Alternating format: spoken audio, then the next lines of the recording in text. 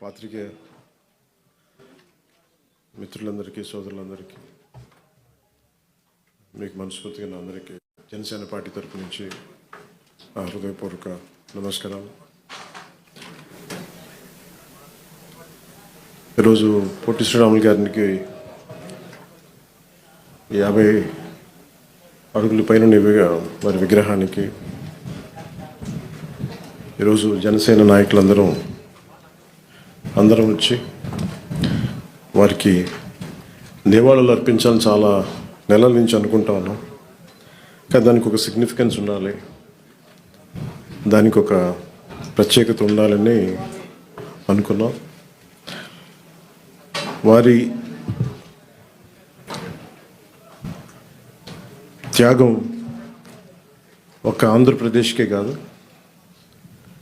భారతదేశం మొత్తం దేశ విభజన జరిగిన తర్వాత భాషా ప్రయుక్త రాష్ట్రాలకి అన్ని ప్రాంతాల్లో అన్ని రాష్ట్రాల్లో ఉన్న ఆ ఉద్యమాలకి వారి బలిదానం ఒక క్లియర్ కట్ సందేశం ఇచ్చింది. తద్వారా భాషా ప్రయుక్త రాష్ట్రాలు ఏర్పడ్డాయి. దురదృష్టం, ఒక మహానాయకుడు బలిదానాలు చేసిన వ్యక్తులు మహానుభావులందరినీ కుల చట్టాల్లో ఇరికించడానికి బంధించడానికి మన సగటు రాజకీయ ఆలోచన విధానం వీళ్ళని ఒక ప్రత్యేకమైన కుల చట్టంలో బిగించాలని చూస్తారు. అలాంటిది ఏ రోజు కూడా ఈరోజు ఇన్ని కులాల సమూహాలు ఇవన్నీ ఆంధ్రప్రదేశ్లో ఉన్నాయి అంటే, ఒక ఉనికి ఏర్పడింది వారందరికీ అంటే అది పొట్టి శ్రీరాములు గారి బలిదానం. ఈ సందర్భంలో ఎప్పటి నుంచో మనకి ఈ కులాల కొట్లాటలనే దేశం అంతా, ప్రత్యేకించి దక్షిణ భారతం, అటు ఆంధ్రప్రదేశ్లో మరి ప్రత్యేకించి తెలంగాణలో ఇంకా తెలంగాణ నినాదం ఉంది, తెలంగాణ ఉనికి ఉంది, తెలంగాణ భావోద్వేగం ఉంది. ఆంధ్రప్రదేశ్కి మంచి వచ్చాడో కానీ ఆంధ్ర అనే ఉనికి అయితే లేదు. ఆంధ్రప్రదేశ్కి ఉనికి ఇచ్చిన మహానుభావుడిని ఒక కులాన్ని కట్టేశాం.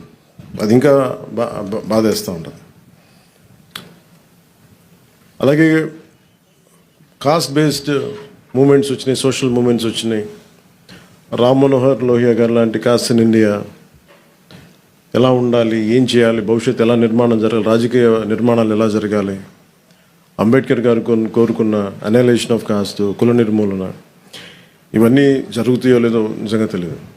కానీ వీఆర్ ఆల్ ఇంటర్డిపెండెంట్, ఒకళ్ళ మీద ఒకళ్ళు ఆధారపడ్డాం. మరి 98 దశకం నుంచి 2004 వరకు కుల దూషణలు ఎక్కువైపోయింది పాలిటిక్స్లో. ఏ స్థాయికి ఎక్కువైపోయినాయి అంటే, దాని పీక్ వైసీపీ వచ్చిన తర్వాత ఇంకా జర్నలిస్ట్లో కూడా కులాలతో తిట్టడం ప్రారంభించేశారు. ఇంకా అది పరాకాష్ట. ఈ స్థాయికి మనందరం దిగజారిపోతే, అంటే ఒక నాయకుడు తప్పు చేస్తే, లేదంటే అంటే ఏ స్థాయికి వెళ్ళిపోయినాయి అంటే ఇవన్నీ లేట్ 98 నుంచి కానీ 2004-05 తర్వాత ఇంకా కుల దూషణలో ఏ స్థాయికి వెళ్ళిపోయినాయి అంటే, ఒక సెన్సిటివ్ ఇష్యూస్లో తోసారు. ఇష్యూస్ని డైవర్ట్ చేయడానికి, ఒక తప్పు జరిగింది ఎవరైనా లేవనెత్తితే ఆ వ్యక్తిని కుల దూషణలతో తిట్టడం, ఏదైనా మాట్లాడితే సెన్సిటివ్గా అయిపోవటం, వీటన్నిటికీ ఎక్కడ మేము చర్మాంకం పలకాలనుకున్నాం. ఇది జనసేన మూల సిద్ధాంతంలో ఒకటి కులాల ఐక్యత. అంబేద్కర్ గారు చెప్పినట్టు కుల నిర్మూలన జరుగుద్దో లేదో మాకు తెలియదు, కానీ కులాల ఐక్యత, కులాల ఇంటర్డిపెండెన్సీ, పరస్పర సహకారం చాలా చాలా అవసరం.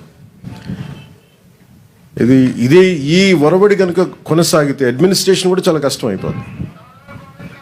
ఒక వ్యక్తి తప్పు చేస్తే ఆ వ్యక్తిని నిందించాలి కానీ ఎంటైర్ కులాన్ని నిందించే పరిస్థితులు. అసలు వైసీపీ ఏ స్థాయిలో ఉంది అంటే, గతంలో చూస్తే ఒక ఎమ్మెల్సీ హత్య చేసి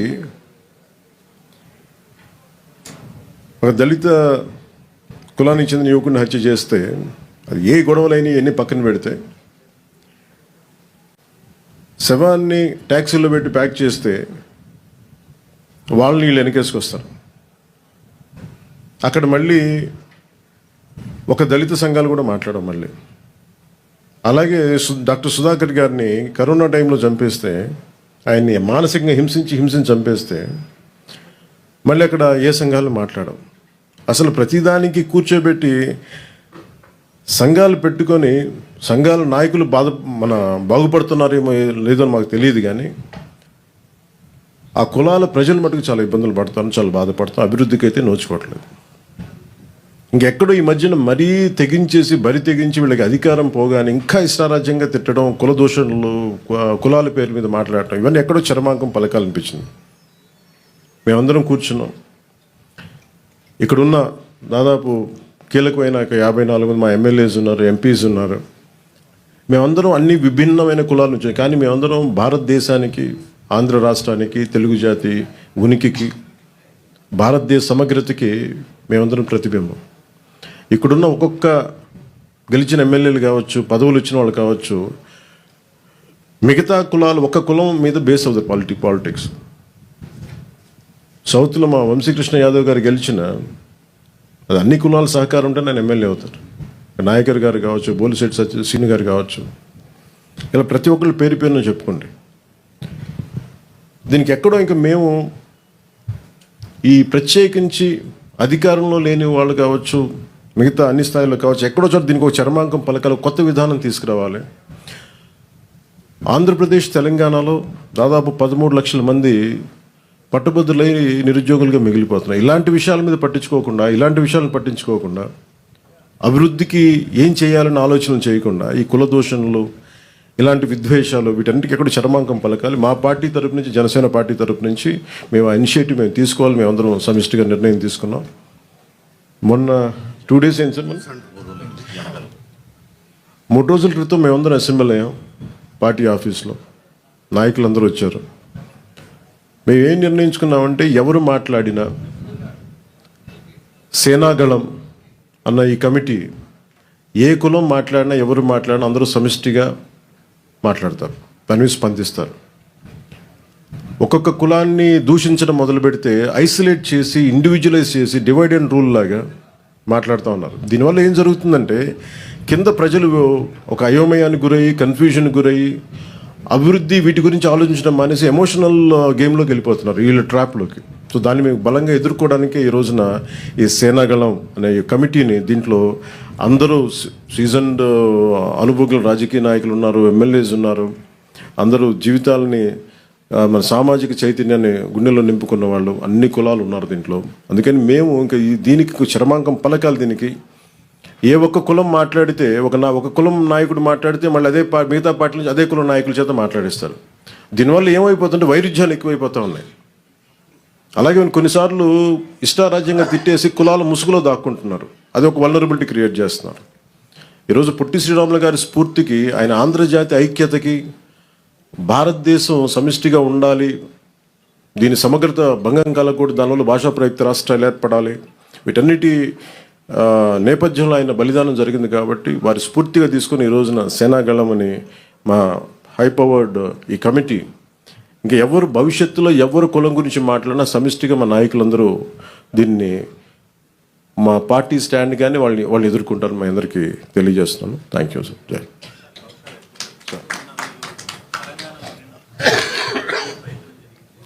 సార్.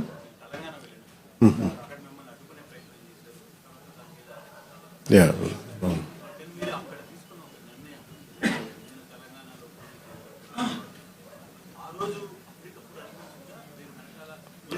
అంటే అసలు ఏముంటాయండి, ప్లాన్స్ ఏముంటాయండి అంటే, ఇది నేను నిజంగా చెప్పాలంటే అక్కడ పార్టీని కూడా నాకు జర్నలిస్ట్ కాలనీలో నిన్న కూడా చెప్పాను, జర్నలిస్ట్ కాలనీలో పార్టీ ఆఫీస్ కూడా తీసేసాను నేను. కాకపోతే మా జన సైనికులు పోలేదు, మా నాయకులు వదలలేదు నన్ను. వాళ్ళు ఏదో ఒకటి చెప్పండి అంటే, సార్ వాళ్ళకు చాలా నుంచి అడుగుతూ ఉన్నారు. నేను చెప్పాను, నాకు మీరు చేసుకుంటే వెళ్ళమని చెప్పాను. అది ఆర్గానిక్గా ఎదుగుండేదేమో. నేను అసలు ఎలాగైనా పోటీ చేస్తాను. ఈరోజు మీరు చెప్పండి, కొత్తగా నేనేం పోటీ చేయకపోవడాలు ఏం లేవు, మా వాళ్ళు చేస్తానే ఉన్నారు. అంత అసర్టివ్గా స్టేట్మెంట్ ఇవ్వాల్సి వచ్చింది.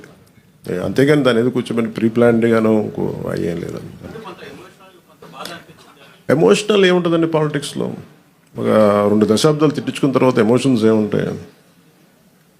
ఇష్టారాజ్యంగా తిడతా ఉంటే ఇంకా భరించడం అనేది ఒక అలవాటు అయిపోయింది అందరికి. నాకైతే అలా అలవాటు అయిపోయింది. అంతేగాని దాని ఎమోషన్స్ ఏముండవు. కాకపోతే ఏమవుతుందంటే, సో మీరు ఏ వాదనైనా పెట్టుకున్నా ఇబ్బంది లేదు. భారతదేశ సమగ్రతను బలహీనపరిచే ఏ విధానాలైనా సరే మేము చాలా బలంగా ఎదుర్కొంటాం. అది వ్యక్తి చేయనివ్వండి, అంతేగాని కొద్దిమంది వ్యక్తులు చేసేదాన్ని మేము అలాగే సమాధానం చెప్తాం. దీనికి ప్రత్యేకించి నాకు తెలంగాణ మీద అపారమైన ప్రేమ, నాకు తెలంగాణ మీద. అంతేగాని దానికి నేను అది కూడా చెప్పాను కదా, నేను ఇక్కడ 10 సంవత్సరాలు కష్టపడితే ఈ రోజున ఇంతమంది ఎమ్మెల్యేలు వచ్చాం. అలాంటిది చెప్పాను, మా వాళ్ళు పని చేస్తారని చెప్పాను తెలంగాణ కోసం. దాని అంతమించి సార్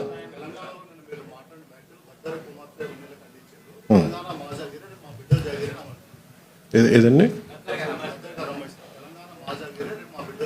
అది ఎవరికి మాట్లాడాను? అది తెలంగాణ ప్రజలను ఉద్దేశించి కాదు కదా. తెలంగాణ 100% భూమిపుత్రులు జాగిరే కదా, దాన్ని ఎవడు కాదన్నారు. నేను అది కాదన్నా, నన్ను అడుగు పెట్టనివ్వనన్నారు. తెలంగాణ భారతదేశంలో అంతర్భాగం కదా.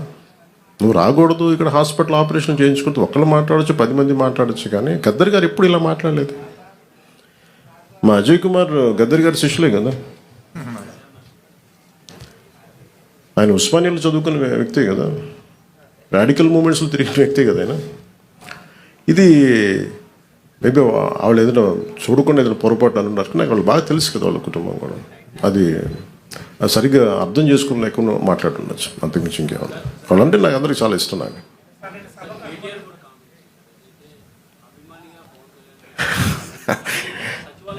కేటీఆర్ గారు నాకు చాలా మంచి బ్రదర్ కైండ్ రిలేషన్షిప్. మా ఇద్దరికి అనేక సందర్భాల్లో కలిసాం. మా ఇద్దరికి చాలా పరస్పర ఇష్టాలు ఉన్నాయి. పాలసీల్లో ఒక మాట అటు ఉంటుంది ఇటు ఉంటుంది, కానీ ఆయన ఏమన్నారు నేను చూడలేదు. నాకు తెలిసి ఆయన తప్పుగా ఏం మాట్లాడుకుంటారు, నాకు తెలుసు. అదే అనుకుంటా.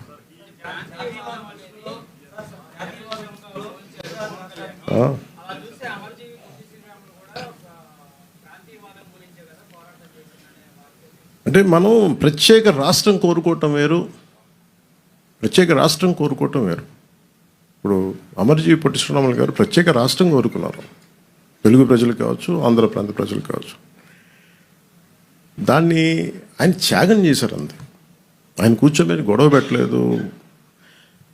తెలుగు వాళ్ళందరికీ రాష్ట్రం కావాలని కోరుకోవటం వేరు, కానీ ఎక్కడ మిగతా వాళ్ళు రాకూడదు, అసలు అలాంటి దూషణ ఎక్కడ చేయలేదు. ఇది నేను అంటుంది ఏంటంటే, ఇట్స్ నాట్ అబౌట్ ఒక తెలంగాణ గురించో ఒక ఆంధ్ర గురించో కాదు. మీరు వెళ్ళే కొద్దీ విభజించుకుంటా వెళ్ళిపోతే, ఈ విభజన ఒక భూమికి మీరు సరిహద్దు వేయగలరు, కానీ మనసుల్లో వేసే ఈ విభజన, ఈ వేర్పాటు చాలా కనిపించు, చాలా లోతుకి వెళ్ళిపోతాయి. భవిష్యత్తులో మనం అద్భుతమైన అభివృద్ధి ఇవ్వలేకపోవచ్చు, కానీ మన కనీస ధర్మం ద్వేషం ఇవైతే ఇవ్వకూడదు కదా సమాజానికి. అంతకుమించి తప్ప అంటే ఆయన్ని కూడా నాకు తెలిసి ఆయన ఒక రైట్ పర్స్పెక్టివ్లో అని ఉంటారు, కానీ ఒకసారి నాకు పూర్తి నేను చెప్పింది చూస్తుంటే నాకు అలా ఉండేది కాదేమో. అది మేము ఎప్పుడైనా కూర్చున్నప్పుడు సరదాగా మేము మాట్లాడుకున్నాం. దట్స్ నాట్ ఎట్ ఆల్ విషయం.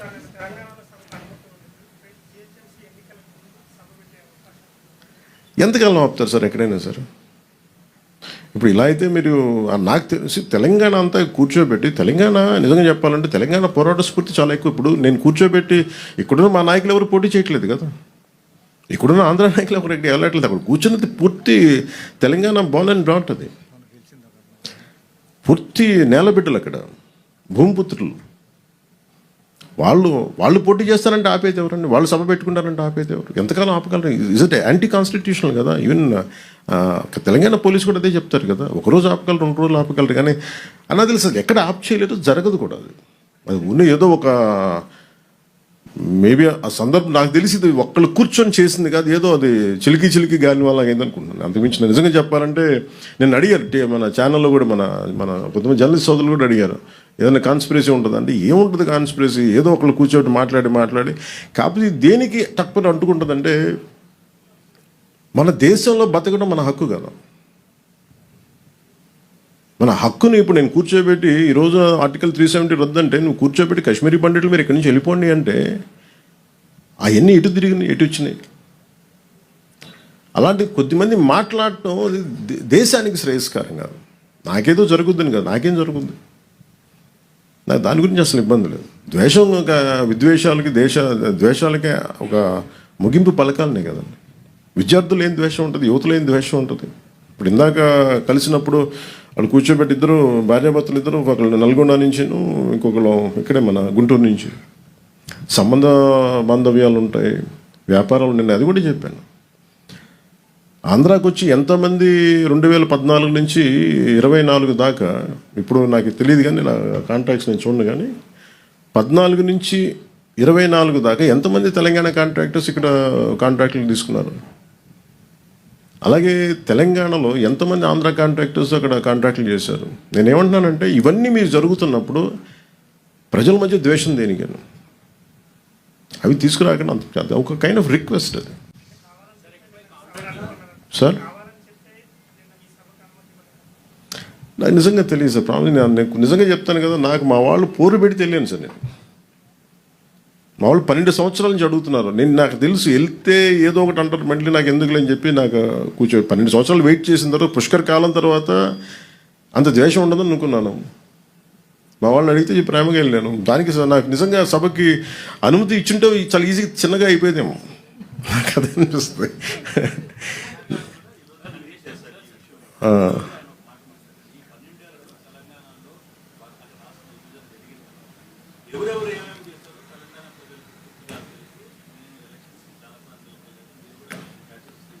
నేను మహారాష్ట్రకి వెళ్ళాం సార్, తమిళనాడుకి వెళ్ళాను. ఇంకా తమిళనాడు ఇస్ మోర్ వోలటైల్ కదా అలా మాట్లాడాలంటే. మురుగన్ మానాడికి వెళ్ళాను, దాదాపు 10 లక్షల మంది ప్రజలు వచ్చారు. I was chief guest there. అక్కడ కూడా ఒక పర్మిషన్ ఇవ్వలేదని కోర్టుకి వెళ్ళి తెచ్చుకున్నా. అసలు రూలింగ్ గవర్నమెంట్ ఎప్పుడు కొంచెం పెట్టద్దు. నాకు ఇక్కడ కాంగ్రెస్ గవర్నమెంట్ పని కట్టుకొని చేసిందా అని నేను అనుకోవట్లేదు. రేవంత్ రెడ్డి గారికి కూడా నాకు అవసరం నాకు తెలుస్తుంది, ఆయన బిహేవ్ జరిగిందని కూడా నేను అనుకోవట్లేదు. అది కూడా మీకు చెప్తున్నాను కదా. కాదు ఇక్కడ ఏముందంటే, Congress as a party, Indian National Congress, ఇప్పుడు ఉదాహరణకి మీరు ఇప్పటంలో రోజు మనోహర్ సార్ కూడా ఉన్నారు అనుకుంటాను. కాంగ్రెస్ మన గాంధీ గారి విగ్రహాలని, నెహ్రూ గారి విగ్రహాలని, ఇందిరాగాంధీ గారి విగ్రహాలని బస్సులను కూల్చేశారు. కాంగ్రెస్ నుంచి వచ్చిన నాయకులే. అది వైసీపీ రూల్లో వాళ్ళ సొంత కాంగ్రెస్ నుంచి వచ్చిన వైసీపీ నాయకులు తనయులు స్టార్ట్ చేసిన పార్టీ కూల్చేసింది కాంగ్రెస్ దిమ్మలు. వాళ్ళు మాతృ సంస్థ నుంచి వచ్చి అలాంటి దానికోసం మేము కదా కూర్చోబెట్టి మాట్లాడి హైలైట్ చేసింది ఆ రోజున. సో మాకు కాంగ్రెస్ ప్రాబ్లం ఏమొచ్చిందంటే, they have become too convenient. Especially Indian National Congress ఢిల్లీలో కూర్చున్న, either it could be mister Rahul Gandhi or mister Kharge గారు కావచ్చు, ఆర్ మిస్ ప్రియాంక గాంధీ గారు కావచ్చు. I think they should, when they were running a national party, I hope they'll look at how their leaders are performing in each and every state. When you want to have a national integrity, when you can go to Wayanad and you can compete, you can contest. But here, in a neighboring state, where I have a home, that was my home, Hyderabad was my home, is my home. Maybe politically I'm not there, but Hyderabad is my home. I have a party, recognized political party. I have a right to assemble. I have a right to address a meeting. And suddenly, how could they deny permission? It's not something they had done, but as a policy, if Mr. Rahul Gandhi ji has to speak so much about India, first let them correct their own mistakes in their own backyard. They are so shallow. Andhra Pradesh was their source of strength for Congress. They lost it. Andhra Pradesh was always a source of strength for Congress. They had lost it, not understanding it. Even Manogodu Cheppan, I'm never against the division of Telangana and Andhra. Burgul Ramakrishna Rao లాంటి మహానుభావులు తెలంగాణ రాష్ట్రానికి ముఖ్యమంత్రిగా ఉండి, నిజాంకి స్టేట్కి ముఖ్యమంత్రిగా ఉండి, తెలుగు జాతి ఐక్యత కలిసి పాపం చేస్తే పాపం ఆయన త్యాగం చేశారు. నాకు తెలిసి ఆంధ్ర వాళ్ళలో కూడా అంత త్యాగం లేదు, అంత గొప్ప మహానుభావుడు ఆయన. సో ఇవన్నీ గుర్తిస్తూనే నేను నా రిక్వెస్ట్ ఏంటంటే, especially for Congress, somehow you are stroking some unwanted differences in the country. I think they have to curb it. అది వాళ్ళు ఆప్ చేసుకోవాల్సిన అవసరం చాలా ఉంది వాళ్ళకి, for the sake of integrity, for the sake of countries integrity.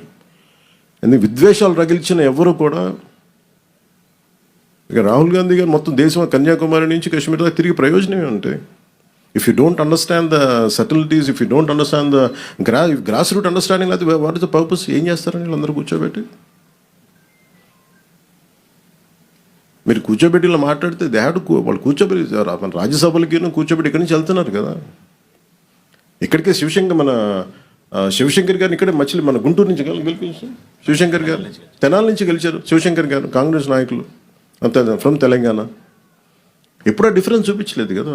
PV గారు ఏం చేశారు, మనకి నంద్యాల నుంచి గెలిచారు. సో అందుకని ఇవన్నీ, బట్ ఎక్కడో నా ఉద్దేశం ఏంటంటే Congress somewhere they have to do a course correction. ఎందుకంటే ఇంకా నెక్స్ట్ జెన్జీకి, కొత్త తరానికి మీరు ఏమిస్తారు? మీరు ఏం సందేశాలు పంపుతున్నారు, ఏం సందేశం పంపుతున్నారు? I think these kind of any act which hits the integrity of the nation, the harmony between societies and states, if anything happens, I think we will be very firm in our voicing out our opinions. Thank you, sir. Jai Hind. Sir. గత ప్రభుత్వంలో రాజధానిలో మీరు పర్యటన చేశారు. ఆ పర్యటనలో జై అమరావతి అని అన్నారు. తర్వాత జై ఆంధ్రప్రదేశ్ ఎలా చూడాలి? ఎవరు జై ఆంధ్ర? జై ఆంధ్రప్రదేశ్ అనమాట కాదు సార్. మీకు మన దురదృష్టం ఆంధ్ర వాళ్ళకి ఏంటంటే ఏ భావన ఉందో ఎవరికి తెలియదండి. ఇక్కడ నాకు నిజంగా తెలంగాణ ప్రజలను చూస్తే ఎందుకు ముచ్చటేస్తుంటే, తెలంగాణ అనే భావన ఉంటుంది. తమిళియన్స్కి, తమిళ్ వాళ్ళకి అని ఉంటుంది, గెలవాలని ఉంటుంది. ఆంధ్రాకి సబ్ రీజనలిజం ఎక్కువ, లేస్డ్ విత్ కాస్ట్. అందుకు ఇక్కడికి వచ్చి పెట్టాం. మీరు అడిగిన ప్రశ్నకి ఎందుకు పెట్టాం ఇక్కడ అంటే, అట్లీస్ట్ మీకు ఏదో ఒక భావన, ఆంధ్ర అన్న భావన ఉంటే మంచిదని. ఇప్పుడు జై అమరావతి అంటే ఏమవుతుందో చెప్తాను. ఎందుకు చెప్పానంటే ఆ మాట, మీరు కనెక్ట్ అవ్వరు. Suppose if you're part of Amaravati, I don't know. ఒకవేళ you're not a part of Amaravati, సడన్గా ఇదేదో అమరావతి వెళ్ళకూడదు అంటే మాకు సంబంధం. బట్ వాళ్ళు ఇచ్చింది 33,000 ఎకరాలు, 30,000 మంది పైగా రైతులు ఇచ్చి, a small slogan can make a difference. Small slogan. Karl Marx ఎక్కడో జర్మనీలో కూర్చొని మొత్తం ప్రపంచ కార్మికులారా ఏకం కండి అని కూర్చుంటే ప్రపంచం ఏకమైపోయింది. It all depends on what kind of slogan. అందుకే నేను ఆ ఉద్దేశంతో చెప్పాను తప్ప, మీరు కూర్చోబెట్టి జై ఆంధ్ర అని కూర్చోబెట్టి నన్ను ఉన్నత స్థాయికి వెళ్ళమని చెప్పలేదు. At least have an identity, some kind of identity which is good for the state. అందుకని భారతీయత ఎక్కడ కోల్పోమని చెప్పలా. కానీ దీన్ని సబ్ రీజనలిజంకి తీసుకెళ్తే ఇంక విడిపోవడానికి ఏమి లేవు. అన్ని రకాలుగా విడిపోయాం ఇంక అందరం. ఇంకెక్కడ కలపడానికి ఉన్నాయి తప్ప ఇంక విడిపోవడానికి ఏం లేవు. అన్ని రకాలు. ఇప్పుడు ఈ కమిటీ తాలూకు ముఖ్య ఉద్దేశం ఏంటంటే, మేము కలపడానికి ఉన్నాం, విడగొట్టడానికి లేవని చెప్పడానికి. Thank you sir. జై హింద్. అమర్జీ పొట్టి శ్రీరాములకి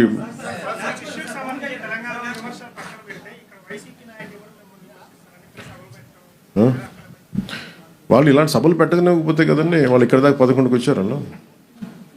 అంటే వైసీపీకి రిపీటెడ్ చెప్తున్నా, వీళ్ళు రౌడీజం చేస్తాం, గుండాగర్దీ చేస్తాం, భయపెట్టేస్తాం, నరికేస్తాం అంటే, వీటికి భయపడే వాళ్ళందరూ ఇంతమంది పాలిటిక్స్కి ఎందుకు వస్తారండి? ఆడబిడ్డలు ఎందుకు పాలిటిక్స్కి వస్తారు?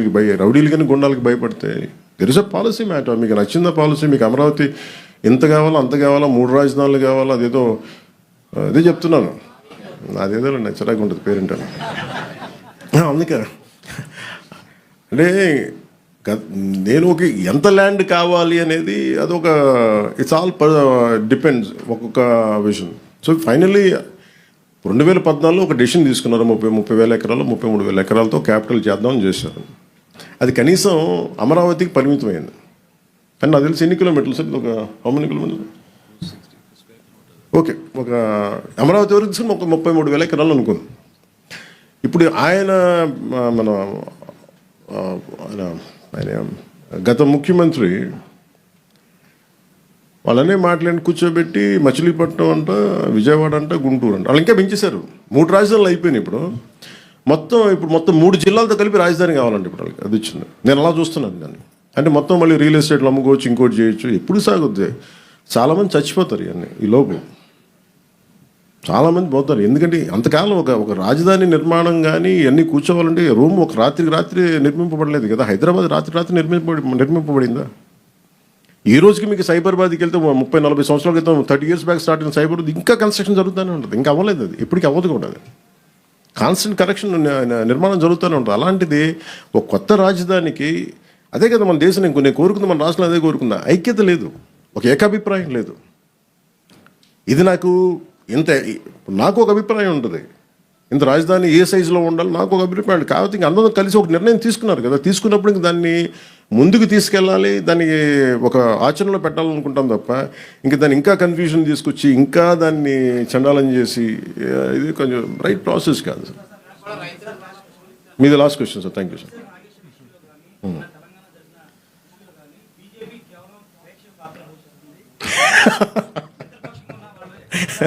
అది బీజేపీ నాయకులు అడగాలి సార్. నన్ను అడిగితే నేనేం చెప్పంటారు చెప్పండి. మాట్లాడారు సార్, చెప్తున్నారు కదా. నాకు నిజంగా చెప్పాలని నాకు ఈచ్ పార్టీ కొన్ని సెన్సిటివిటీస్ ఉంటాయి, అది మనం అర్థం చేసుకోవాలి. అంటే అంత నిజంగా అందరూ అంత నిర్భయంగానూ ఉంటే సార్ సమాజం వేరుగా ఉండేది కదా. మేబీ ఎవరి సెన్సిటివిటీస్ వాళ్ళకు ఉంటుంది, మనం అర్థం చేసుకుంటే ముందుకెళ్తాం. Thank you sir. జై